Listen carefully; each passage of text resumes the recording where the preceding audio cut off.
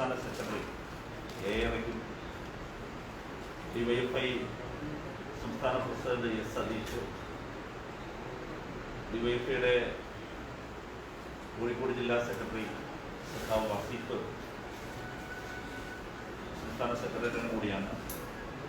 DYFIയുടെ സംസ്ഥാന കമ്മിറ്റി അംഗം ഷിജിത്ത് എന്നിവരാണ് ഇപ്പോൾ പങ്കെടുക്കുന്നത്. അല്പസമയങ്ങൾക്ക് DYFI സംസ്ഥാന ട്രഷറർ SK സതീഷ് കൂടി വാർത്താ സമ്മേളനത്തിൽ ജോയിൻ ചെയ്യും. DYFIയുടെ പ്രവർത്തകർ സഖാവ് ഔഫ് അബ്ദുൾ റഹ്മാന്റെ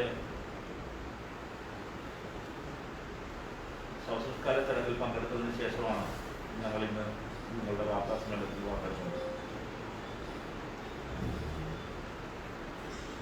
കേരളത്തിൽ ഈ ചെറിയ കാലയളവിനുള്ളിൽ നിരവധി സഖാക്കളെ DYFIക്ക് നഷ്ടപ്പെടുകയാണ്.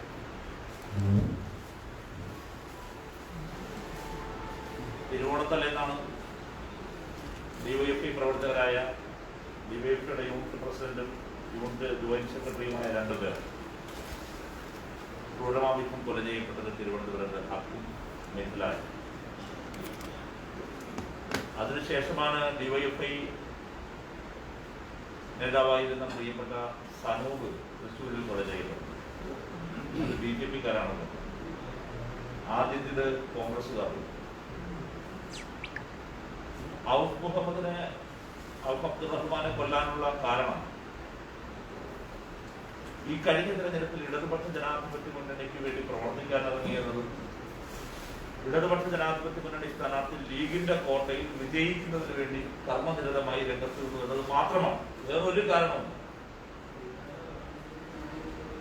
നിങ്ങളിത് നോക്കിയാൽ കാണാൻ കഴിയും. ഇതിനു പുറമെയാണ് CPIM പ്രവർത്തകർ കൊല ചെയ്യപ്പെടുന്നത്. കായംകുളത്ത് സിയാദ് എന്ന CPIM പാർട്ടി അംഗം, കൊല്ലത്ത് മണിലാൽ CPIM അനുഭാവി പ്രവർത്തകരുമാണ്. കേരളത്തിന് നിങ്ങൾ നോക്കിയാൽ കാണാൻ കഴിയുന്ന കാര്യം ഉത്തര കേരളത്തിലാണ് ഏറ്റവും കൂടുതൽ. തൃശ്ശൂരിൽ നേരത്തെ, തെക്കൻ കേരളത്തിൽ തിരുവനന്തപുരത്ത് ആരംഭിച്ചതിന്റെ കാര്യം ഞാൻ പറഞ്ഞു. കേരളത്തിന്റെ വ്യത്യസ്ത കോണുകളിൽ വളരെ ആസൂത്രിതമായി അക്രമം അഴിച്ചുവിടുകയാണ്. ആ അക്രമം അഴിച്ചുവിടുന്നതിന്റെ ലക്ഷ്യം പ്രകോപനമുണ്ടാക്കി ഒരു റിറ്റാലിയേഷനിലേക്ക്, ഒരു പ്രതികാര നടപടിയിലേക്ക് ഞങ്ങളെ കൊണ്ടുപോകുവാനുള്ള ആസൂത്രിതമായ ഗൂഢാലോചന ഇതിന് പിന്നിൽ.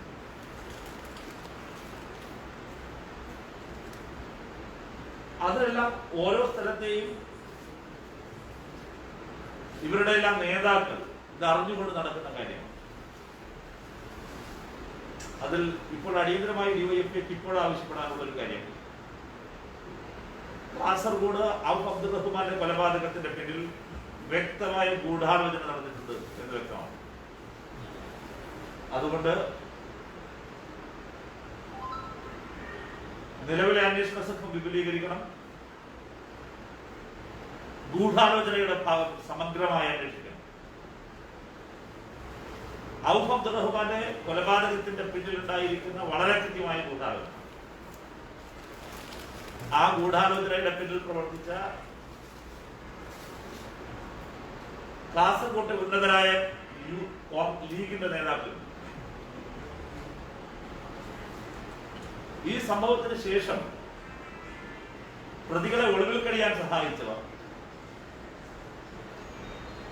കേസ് അട്ടിമറിക്കുന്നതിന് വേണ്ടി നീക്കം നടത്തിയോ. ഇപ്പോ മംഗലാപുരത്ത് ഇതിലെ 1-ാം പ്രതി, ആ പ്രതിയെ കൊണ്ടുപോയി അഡ്മിറ്റ് ചെയ്തു. ഇന്നലെ കാസർകോട്ടെ വളരെ പ്രധാനപ്പെട്ട ഒരു ലീഗിന്റെ നേതാവ് അവിടെ പോയി സന്ദർശിക്കാൻ ശ്രമിക്കുകയാണ്. എന്നിട്ട് അദ്ദേഹം ഒരു ഓഡിയോ ക്ലിപ്പ് പുറത്തുവിട്ടിരിക്കുകയാണ്. ഇതെല്ലാം വളരെ ആസൂത്രിതമായി തെളിവ് നശിപ്പിക്കുന്നതിനും ഈ പ്രതികൾക്ക് വേണ്ടത്ര ഒരു മോറൽ സപ്പോർട്ട് കൊടുക്കുന്നതിനും പ്രതികളെ സംരക്ഷിക്കുന്നതിനും വേണ്ടി ആസൂത്രണത്തിൽ എന്ന കാര്യത്തിൽ എന്ന പോലെ തന്നെ കൊലപാതകത്തിന് ശേഷവും മുസ്ലിം ലീഗിന്റെ ജില്ലാ നേതൃത്വം പ്രവർത്തിച്ചുകൊണ്ടിരിക്കും.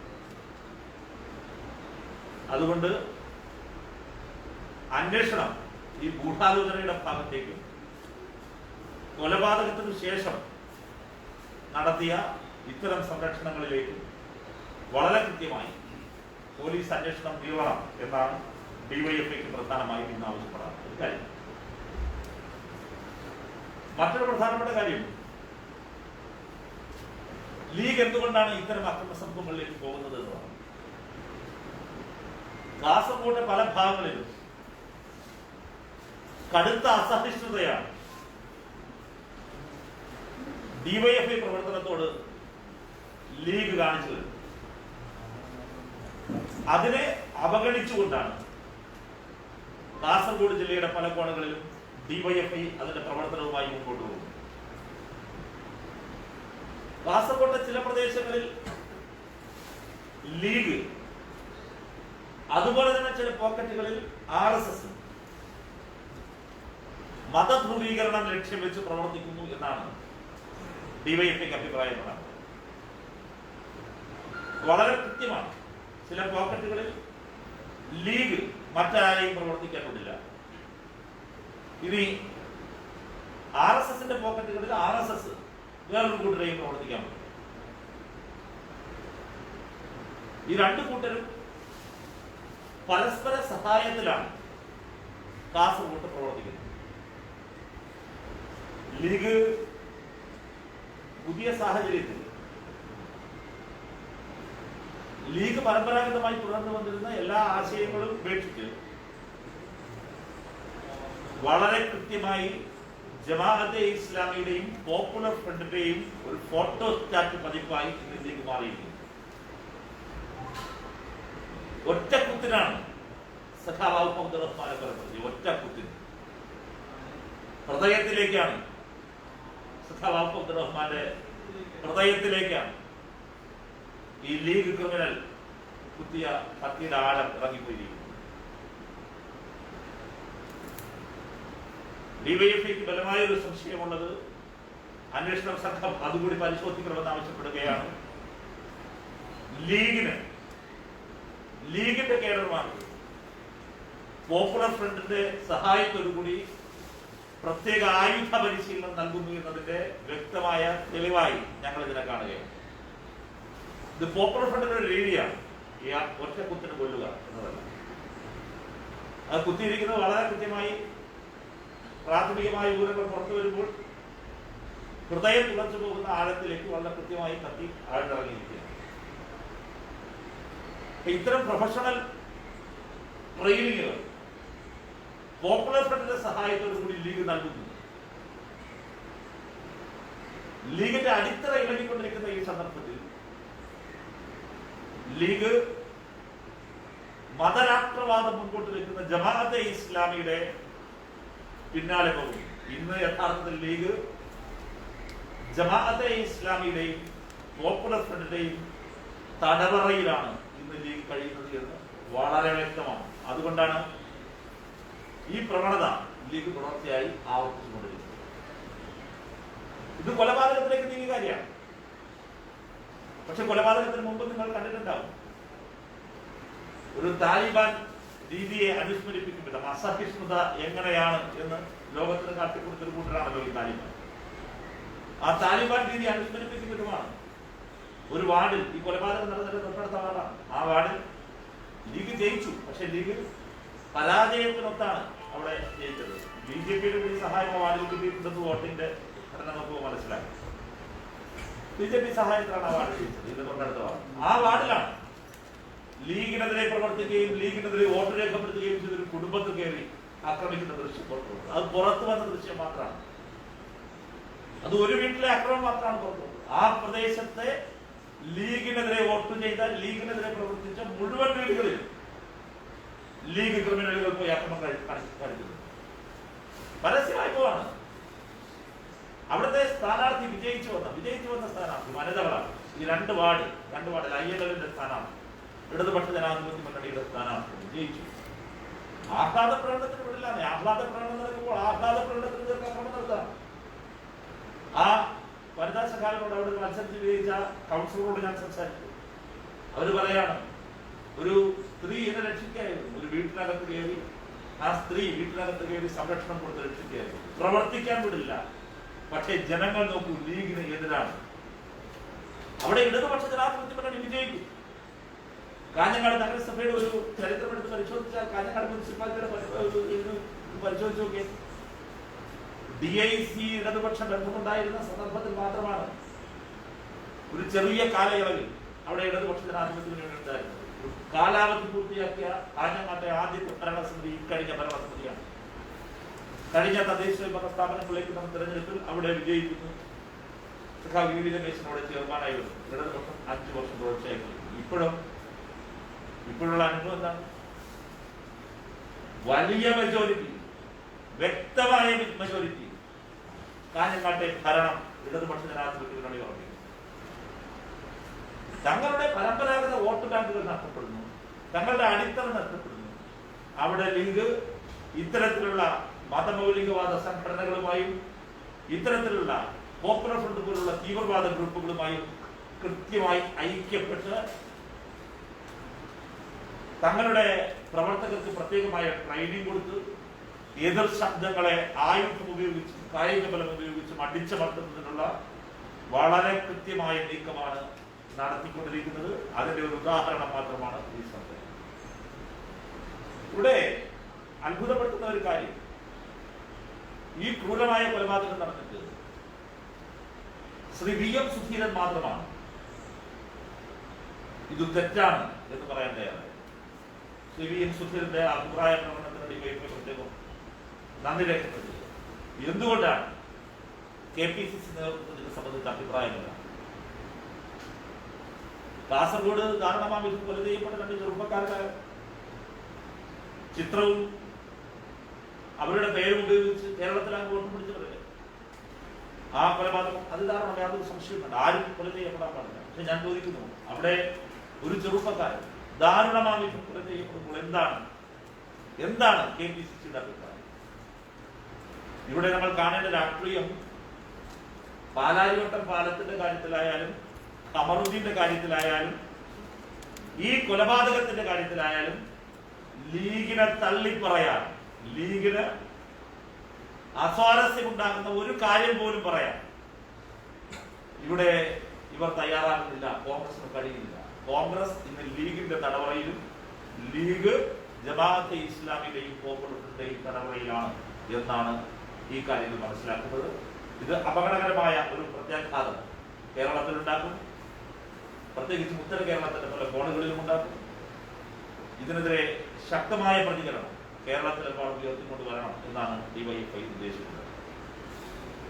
ശ്രീ കുഞ്ഞാലിക്കുട്ടിയുടെ മടങ്ങിവരവ് കേരള രാഷ്ട്രീയത്തിലേക്കുണ്ട്. ആ മടങ്ങിവരവ് യഥാർത്ഥത്തിൽ ഈ ഒരു ചെറുപ്പക്കാരന്റെ ചോര ചിതറി ആഘോഷിക്കുകയാണ് ലീഗ്. ലീഗിന് ഇക്കാര്യത്തിൽ കേരളത്തിന്റെ പൊതുസമൂഹം മാർക്ക് കൊടുക്കില്ല. ലീഗ് പാർട്ടി ഗ്രാമങ്ങളായി അടക്കി തിരിച്ചിരിക്കുന്ന മുഴുവൻ സ്ഥലങ്ങളിൽ DYFI അതിന്റെ പ്രവർത്തനം വേർപിക്കും. തീർച്ചയായും അത് നേരത്തെ തന്നെ ഞങ്ങൾ ഈ കാസർകോട്ടെ കടന്നു കയറാൻ കഴിയില്ല എന്ന് കൽപ്പിച്ചിരുന്ന RSS ആകട്ടെ ലീഗ് ആകട്ടെ ആ കേന്ദ്രങ്ങൾ DYFI കേന്ദ്രീകരിക്കുകയും കൊണ്ട് DYFIയുടെ പ്രവർത്തനം വേർപിക്കാൻ ഞങ്ങൾ സസൂക്ഷ്മ ശ്രദ്ധിക്കുകയും ചെയ്യുകയായിരുന്നു. അപ്പൊ ഇനി കൂടുതൽ ശക്തമായി, ഭാവനാപൂർണമായി, ജനാധിപത്യപരമായി ലീഗിനെതിരെ പറയാൻ ഒരുപാട് പേരുണ്ട്, ലീഗിനെതിരെ ചിന്തിക്കുന്ന ഒരുപാട്. പക്ഷെ ഭയപ്പാട് കൊണ്ട് അവർ രംഗത്ത് വരാൻ തയ്യാറാകുന്നില്ല എന്നാണ് കാണുന്നത്. അതുകൊണ്ട് വളരെ ശക്തമായി ഇക്കാര്യത്തിൽ ഇടപെടും. കാസർഗോഡ് ജില്ലയിൽ ലീഗും അതോടൊപ്പം തന്നെ BJP ഒരൊറ്റ ശത്രുവിനെ പ്രഖ്യാപിച്ചിരിക്കുകയാണ്. കാസർഗോഡല്ല, കേരളത്തിലാകെ അങ്ങനെയാണ്. എങ്കിലും കാസർഗോഡ് കുറെ കൂടി പ്രകടമാണ്. അത് ഇടതുപക്ഷത്തെ ഇല്ലാതാക്കുക എന്നത് മാത്രമാണ് ചെയ്യുന്നത്. ഇതിനെതിരെ ശക്തമായ അഭിപ്രായ രൂപീകരണമുണ്ടായി. ഒരു കാര്യത്തിൽ കൂടി അഭിപ്രായം ഇതിനോട് ചേർത്ത് വെച്ച് പറയാനുള്ളത്,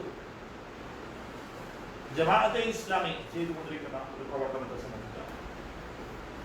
ജമാഅത്തെ ഇസ്ലാമിയും പോപ്പുലർ ഫ്രണ്ടും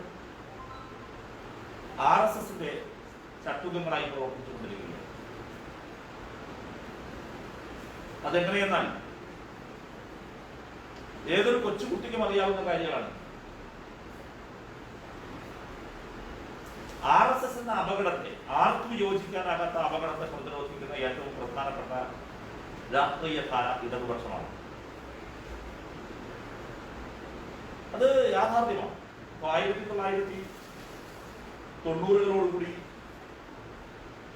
കോൺഗ്രസ് കൂടുതൽ എക്സ്പോസ് ചെയ്യുന്നത്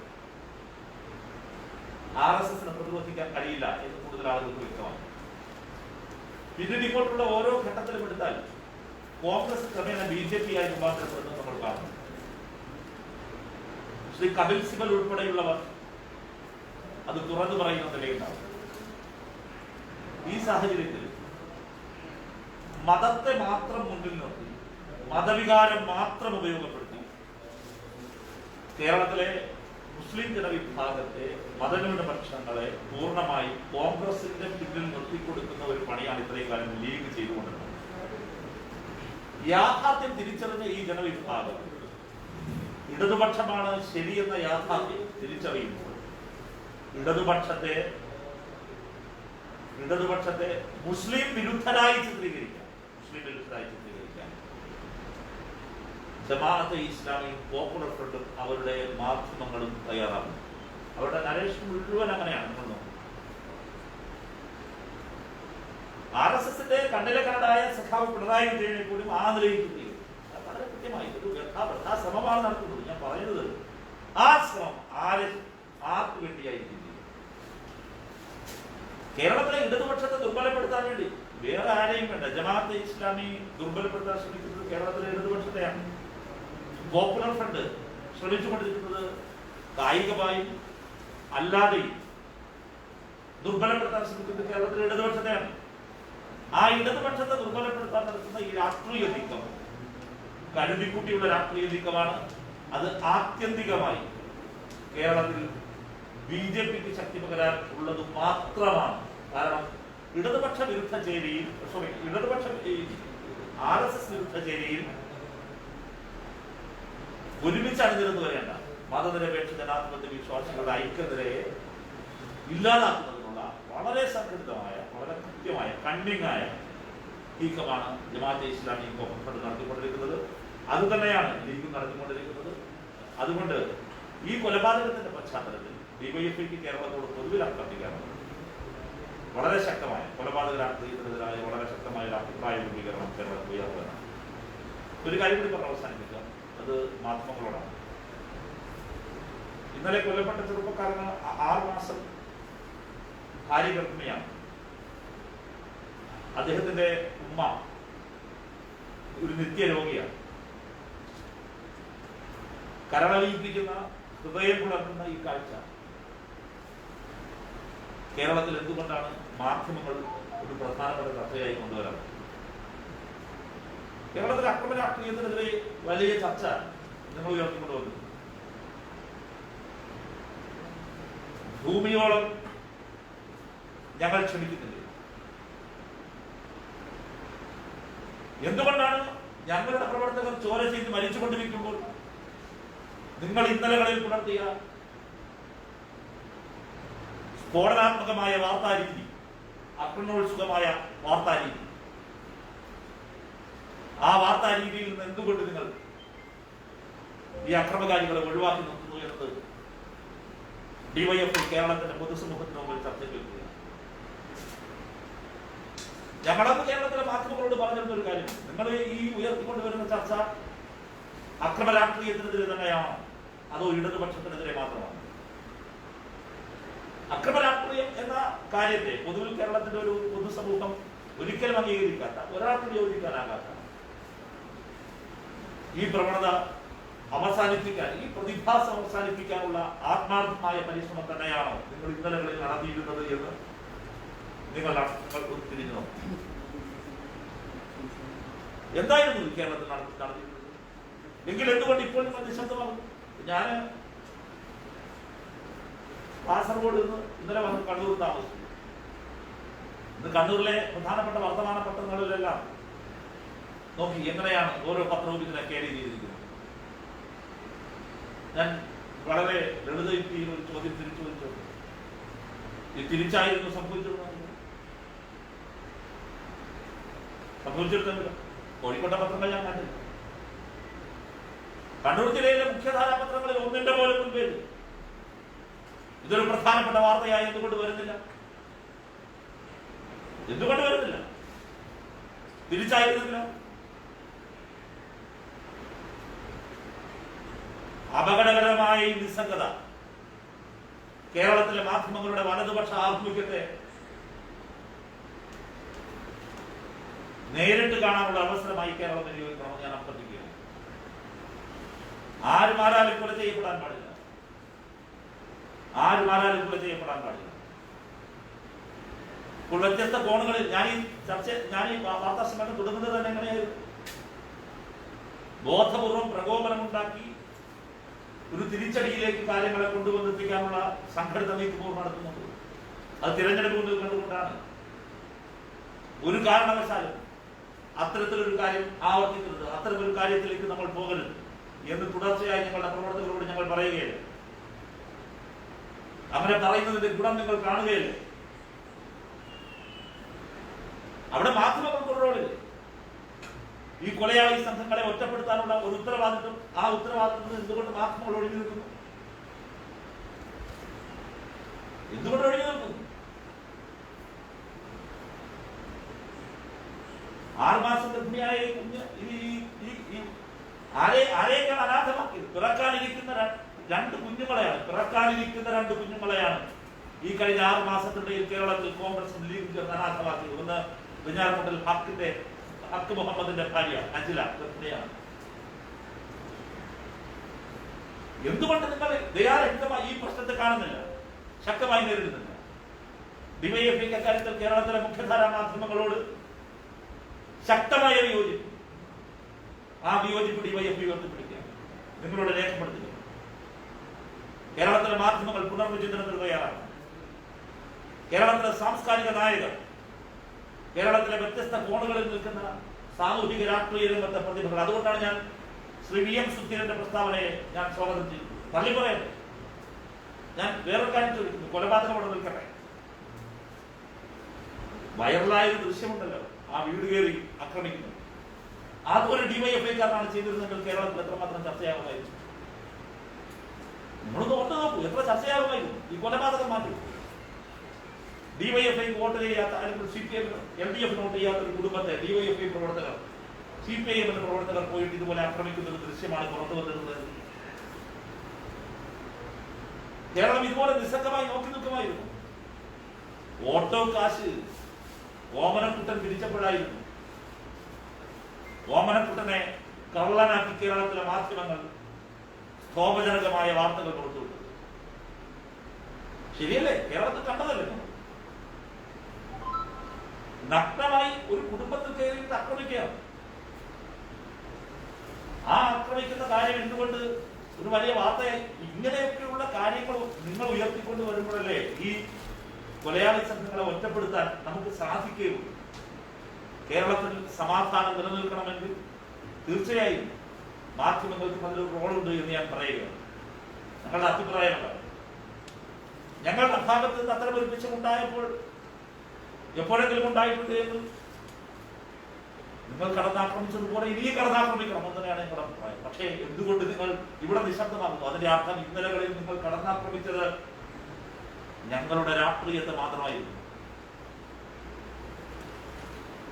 ആ അവസരത്തിൽ നിങ്ങൾ അത് ഉപയോഗിച്ചു എന്ന് മാത്രമേ. അക്രമ രാഷ്ട്രീയം എന്ന പ്രതിഭാസത്തിനെതിരെ ആയിരുന്നില്ല ഇന്നലകളിൽ നിങ്ങൾ പേരയും ചെയ്യുന്നത്.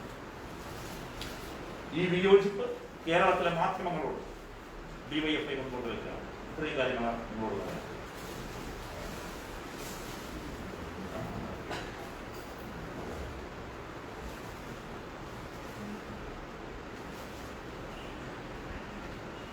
ആരും ആരാലും കൊല ചെയ്യപ്പെടാൻ പാടില്ല എന്നുള്ളത് എല്ലാ രാഷ്ട്രീയ പാർട്ടികളും കാലങ്ങളായിട്ട് മുന്നോട്ട് വെക്കുന്ന ഒരു ഇതാണ്. പക്ഷെ എന്നിട്ടും കൊലപാതകങ്ങൾ തുടർച്ചയായിട്ട് നടക്കുന്നു.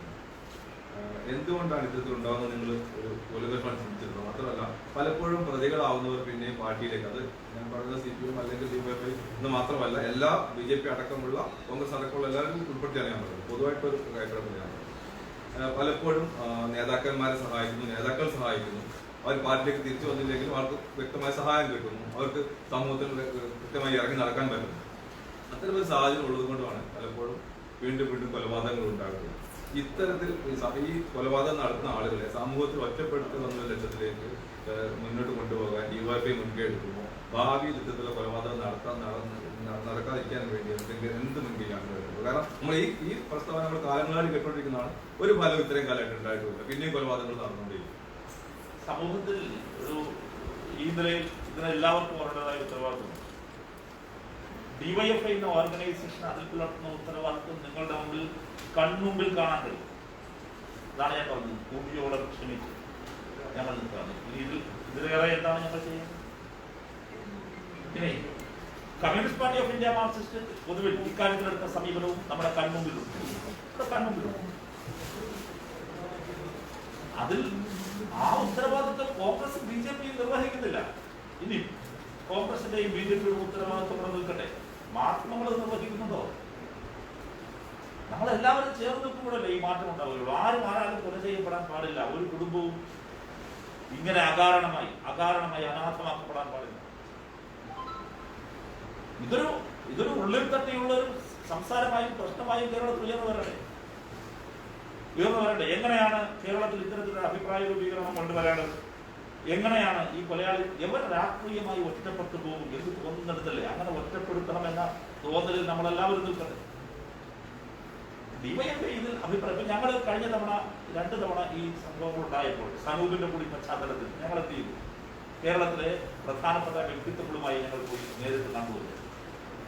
കൊണ്ടുകൊണ്ട് ഇതിനൊരു അഭിപ്രായ രൂപീകരണം ഉയർന്നു വരണം. അവിടെ എനിക്ക് നിശ്ചിതമായ വിമർശനം അക്കാര്യത്തിൽ കേരളത്തിലെ മാധ്യമങ്ങളോട് സെലക്റ്റീവ് ആവുകയാണ്. ഇത്തരം കാര്യങ്ങൾ സെലക്റ്റീവ് ആവരുത്. എല്ലാവരുടെയും ജീവൻ ഒരുപോലെയാണ്. എന്ത് സെലക്റ്റീവ്? എന്ത് സെലക്റ്റീവ് ഇവിടെ ആവുന്നു? നിങ്ങളതുകൊണ്ട് ഞാൻ അത് കൃത്യമായി മാധ്യമങ്ങളുടെ വളരെ പ്രചണ്ഡമായി കേരളം ഇത് തെറ്റാണെന്ന് ഒരേ സ്വരത്തിൽ പറയുമ്പോഴാണല്ലോ ഇത്തരം ക്രിമിനൽ സംഘത്തെ ഒറ്റപ്പെടുത്താൻ രാഷ്ട്രീയ നേതൃത്വം തയ്യാറാവും. അവർ പ്രശ്നം ചെയ്തു.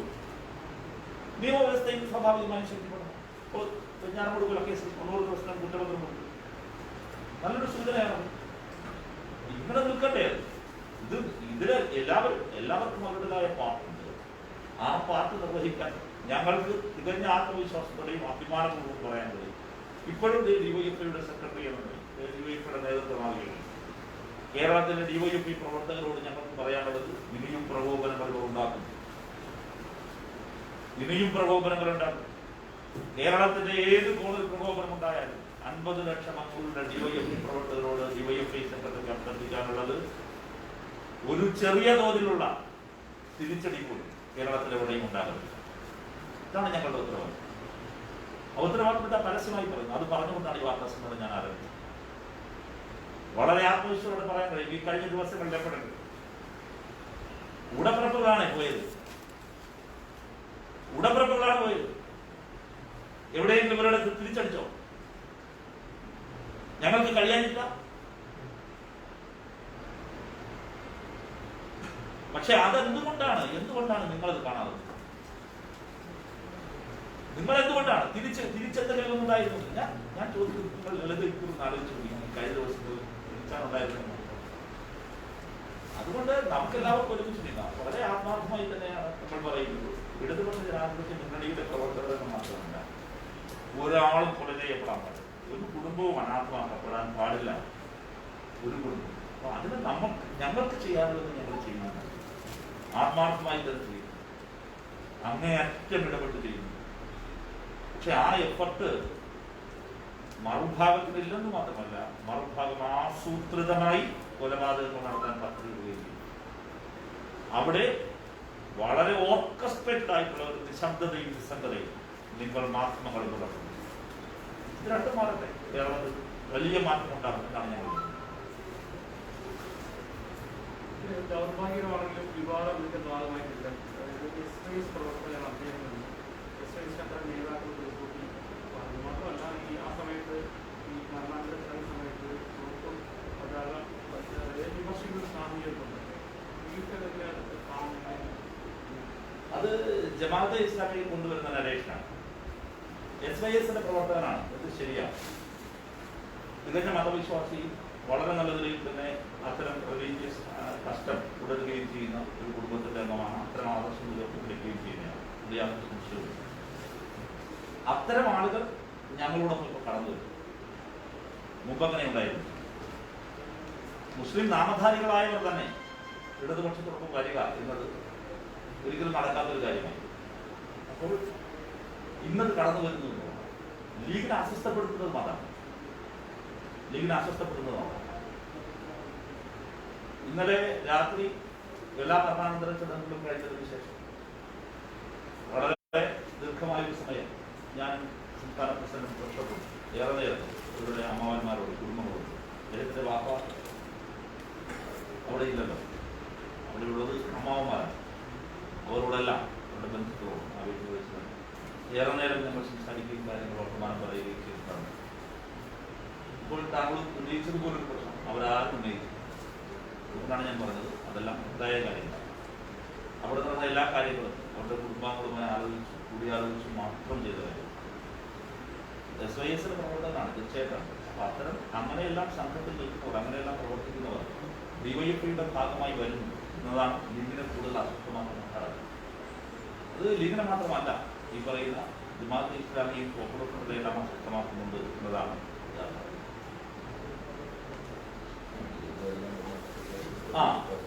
അത് വളരെ ക്ലിയറാണ്. കുടുംബം ഏകസ്വരത്തിൽ പറയുന്നൊരു കാര്യം, ഏകസ്വരത്തിൽ പറയുന്നൊരു കാര്യം.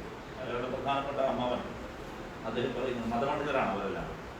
ഈ കാന്തപുരം വിഭാഗത്തിന്റെ പ്രധാനപ്പെട്ട പ്രവർത്തകർ ആ രംഗത്ത് നിൽക്കുകയും ഒക്കെ ചെയ്യുന്നവരാണ്. അവർ പറയുന്ന പ്രധാനപ്പെട്ട ഒരു കാര്യം, ഈ കുട്ടി കൊല്ലപ്പെടാൻ ഒരേ ഒരു കാരണമേ, ആ കാരണം അവൻ ഇടതുപക്ഷ ജനാധിപത്യ മുന്നണി സ്ഥാനാർത്ഥിക്ക് വേണ്ടി പ്രവർത്തിക്കാനുള്ള വേറൊരു കാരണം എന്നോട് പറയുന്നുണ്ട്. ഞങ്ങളോടൊപ്പമൊക്കെ ഈ പോകുമ്പോൾ പലപ്പോഴും അതുവഴി പോകണ്ടെന്ന്. ഏതാ അതുവഴി പോയാൽ അവിടെ ഈ പ്രശ്നക്കാരുള്ള സ്ഥലമാണ്, ഇതുവഴി പോകണ്ട എന്ന് പറയാറുണ്ട്. അങ്ങനെ പറഞ്ഞ് ഞങ്ങളെയൊക്കെ ചിലപ്പോൾ ഇതുവഴി പോകാം എന്നോട് ചുറ്റി ഞങ്ങൾ കൊണ്ടുപോകാറുണ്ട്. ഒരു സ്ഥിരം പ്രശ്നക്കാരായിരുന്നു. ഒരു കുഴപ്പത്തിനും പോകാത്തവരാണ് എന്ന് പറയുകയായിരുന്നു. ഒരു കുഴപ്പത്തിനും പോകും, ഒരു പ്രശ്നമുണ്ടാക്കാൻ ആഗ്രഹിക്കാത്ത കുട്ടിയാണ്, നന്മ മാത്രം ചെയ്യുന്നത്. പിള്ളേരുടെ ഒരേ ഒരു കാരണം രാഷ്ട്രീയ കാരണം. വ്യക്തമായ ഗൂഢാലോചന നടന്നു എന്ന് പറയുന്നുണ്ട്. ഇത് ലീഗിന്റെ ഉന്നത നേതാക്കൾക്ക് പങ്കുണ്ട് എന്നാണോ എങ്ങനെയാണ് നിങ്ങളത്? ഞങ്ങളുടെ പ്രാഥമിക തീരുമാനത്തിൽ നിന്നുകൊണ്ടാണ് ഞങ്ങളിത് ആരോപിക്കുന്നത്. കൊലപാതകത്തിന് മുമ്പ്, കൊലപാതകത്തിന് ശേഷം പ്രതികളെ രക്ഷിക്കുന്നത് ലീഗിന്റെ കാസർഗോഡ് ജില്ലയിലെ നേതൃത്വവും ബന്ധപ്പെട്ട ലീഗിന്റെ ഉന്നതരായ പ്രമാണിമാരും ഇക്കാര്യത്തിൽ ഇടപെടുന്നത്. അത് അന്വേഷണ സംഘമാണ് അത് കണ്ടെത്തി കൊണ്ടുവരേണ്ടത്. ആ നിലയ്ക്ക് കൂടി അന്വേഷണത്തെ കാണണം. കുത്തിക്കൊന്നവരും കൂടെ ഉണ്ടായിരുന്നവരെയും മാത്രമല്ല, അക്രമി സംഘത്തിൽ ഉണ്ടായിരുന്നവരെ മാത്രമല്ല, ആക്ഷനിൽ പങ്കെടുത്തവരെ മാത്രമല്ല, അതിനു മുമ്പും അതിനു ശേഷവുമുള്ള കാര്യങ്ങളിൽ കൂടി അന്വേഷണം കൃത്യമായി നടക്കണം എന്നാണ് DYFI. ആസൂത്രിതമാണ്, അത് സംശയമില്ല. ലീഗിന് തെരഞ്ഞെടുപ്പിനുണ്ടായിട്ടുള്ള പരാജയത്തിനുള്ള അതിൽ നിന്ന് അതിജീവിക്കാൻ വളരെ ആസൂത്രിതമായി ആക്രമണം സംഘടിപ്പിക്കണമെന്ന് ഉന്നതമായ നേതൃത്വം തന്നെ ആലോചന നടത്തിയിട്ടുണ്ട്. ഒരു യാദൃശ്ചികമായി സംഭവിക്കപ്പെട്ടതല്ല, ആ ആലോചനയുടെ അടിസ്ഥാനത്തിൽ തന്നെ നടന്നിട്ടുള്ള കൊലപാതകമാണ്. ഇന്നലെ ഞങ്ങൾ അവരുടെ അമ്മാവന്മാരോട് സംസാരിച്ചപ്പോൾ ഒരദ്ദേഹം ഞങ്ങളോട് പറയുന്നുണ്ട്, ആ വഴിക്ക് ആ സമയത്ത് പോയത് ഞാനായിരുന്നെങ്കിൽ എന്നെ അവിടെ കൊല്ലുമായിരുന്നു. കാരണം ഞാൻ ഇടതുപക്ഷമാണ്, ഇടതുപക്ഷത്തിന് വേണ്ടി ജയിക്കാൻ വേണ്ടി പ്രവർത്തിച്ച ആളാണ്. അപ്പോൾ വലിയ പരാജയം ഏറ്റുവാങ്ങിയ ലീഗിന്റെ പ്രദേശത്തിനകത്ത് വളരെ ആസൂത്രിതമായി ലീഗിനെ തോൽപ്പിക്കുന്നതിന് വേണ്ടി മുന്നിൽ നിന്ന് പ്രവർത്തിച്ച ഇടതുപക്ഷ പ്രവർത്തകരെ ആക്രമിക്കണം, ഇല്ലായ്മ വരുത്തണം, കൊല്ലണം എന്ന വലിയ പദ്ധതി പ്ലാൻ ചെയ്തിട്ടുണ്ട്. അതിന്റെ ഭാഗമായി നടന്നിട്ടുള്ള കൊലപാതകമാണ്. വെറുതെ വഴി കൂടെ പോയപ്പോൾ നടന്നിട്ട് സാന്ദർഭികമായ കൊലപാതകമല്ല, അതിന് ഉന്നതമായ നേതൃത്വത്തിന്റെ പങ്കുണ്ട്. കൊല നടന്നതിന് ശേഷം പ്രതികളെ രക്ഷപ്പെടുത്താൻ അവിടെ ഒരു പ്രാദേശികമായ ഹോസ്പിറ്റലിനകത്താണ് പ്രതി ആദ്യം ചെല്ലുന്നത്. ചെറിയ പരിക്കുകളേ ഉള്ളൂ.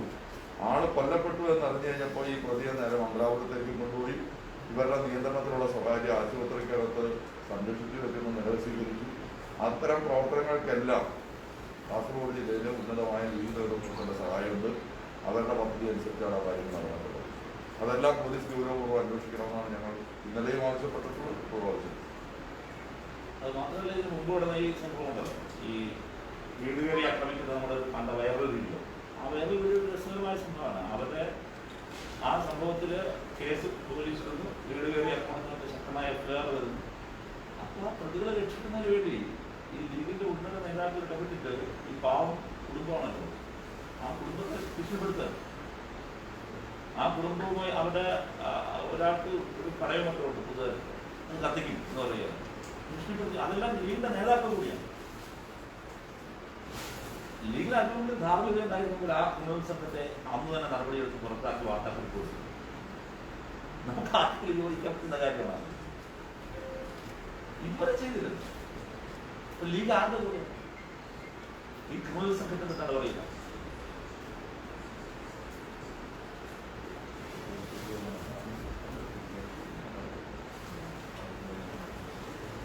ഈ തട്ടിപ്പിന്റെ കാര്യം കൂടി കാണേണ്ടതാണ്. ലീഗ് ഇപ്പോൾ പൂർണ്ണമായും കൃത്യമായി പറഞ്ഞാൽ മാഫിയ, അത് അഴിമതി, ഇവിടെ വഖഫ് ഭൂമി ഉൾപ്പെടെ തട്ടിയെടുക്കുന്ന അഴിമതി, വഖഫ് ഭൂമി ഉൾപ്പെടെയാണ് തട്ടിയെടുക്കുന്നത്. മനുഷ്യരായിരിക്കും, വേറെ ഇസ്ലാം മത വിശ്വാസികളല്ലാത്തവർ അത് ചെയ്യും. വഖഫ് ഭൂമി ഒരു ക്ഷേത്ര സ്വത്ത് ഒരു മുസ്ലിം തട്ടിയെടുക്കും. അത് വഖഫ് ഭൂമി തട്ടിയെടുക്കുന്നവരാണ് ചെയ്യുന്നത്. ആളുകളെ വിശ്വാസം നടത്തി വലിയ കോടികൾ പറ്റിച്ചു കേസ് പ്രതിയായി ചെയ്യുന്നത്. ഇത്തരം സംഘങ്ങളുടെ എല്ലാം കീഴിലായിപ്പോയി. ഇവരൊക്കെയാണ് ലീഗിന്റെ രാഷ്ട്രീയത്തെ നിശ്ചയിക്കുന്നത്. അപ്പോ വളരെ ഞാൻ ഈ തെരഞ്ഞെടുപ്പ് പ്രചരണത്തില് കാസർഗോഡ് ജില്ലയിൽ പോയ സന്ദർഭത്തിൽ അസ്വസ്ഥമായ മനസ്സുമായി നിൽക്കുന്ന ഒരുപാട് ലീഗുകാരെ കണ്ടു, മാറി വന്നവരെ കണ്ടു. അവരോടൊക്കെ വർത്താനം പറഞ്ഞു. അവരൊക്കെ ക്ലിയറായി പറയുന്ന കാര്യമുണ്ട്, ലീഗ് പഴയ ലീഗല്ല. ഒരു വശത്ത് ഇത്തരം മാഫിയ സംഘങ്ങളുടെ കീഴിലാണ് ഇവരാണ് അതിന്റെ ആദ്വാദി. മറുവശത്തും ജമാഅത്ത് ലീഗ് ഇതുവരെ തുടർന്നു വന്നിരുന്ന എല്ലാ ആശയങ്ങളെയും മാറ്റിവെച്ചുകൊണ്ട് ജമാഅത്തെ ഇസ്ലാമിയുമായും പോപ്പുലർ ഫ്രണ്ടിന്റെ തീവ്ര ആശയങ്ങളോടും സന്ധി ചെയ്യുകയാണ് ചെയ്തത്. ആശയപരമായും സാമ്പത്തികമായും അധികാരത്തിന്റെ കാര്യത്തിലും ലീഗ് ഇങ്ങനെയാണ് കീഴ്പ്പെട്ടിരിക്കുന്നത്. ഇത് അണികൾക്ക് വലിയ അസ്വസ്ഥരാണ്. നമ്മൾ കോഴിക്കോട് കാസർഗോഡ് നോക്കി എത്ര ഇടങ്ങളിലാണ് ലീഗിനകത്ത് റിബൽ സ്ഥാനാർത്ഥികളുണ്ടായിരുന്നത്, അസ്വസ്ഥരായി പുറത്തു വന്നത് നിങ്ങളാണ്.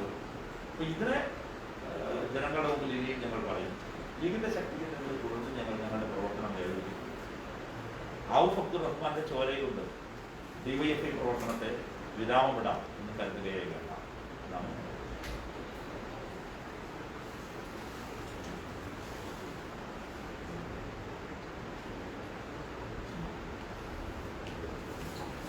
നാളെ കേരളത്തിൽ എല്ലാ മേഖലാ കേന്ദ്രങ്ങളിലും ഡിവൈഎഫ്ഐ പ്രതിഷേധ റാലിയും ഉപയോഗം 2300 കേന്ദ്രങ്ങൾ, അങ്ങനെയാണ് 2300 കേരളത്തിലെ മുഴുവൻ കേന്ദ്രങ്ങൾ, മേഖലാ കേന്ദ്രങ്ങൾ. ഇന്നലെയും ഇന്നുമായി നല്ല നിലയിലുള്ള പ്രതിഷേധം ഞങ്ങൾ ഉയർത്തിക്കൊണ്ടുവന്നു. കേരളത്തിന്റെ പൊതുസമൂഹത്തോട് ഇക്കാര്യം ഞങ്ങൾ തുടർച്ചയായി പറഞ്ഞുകൊണ്ടിരിക്കുന്നു.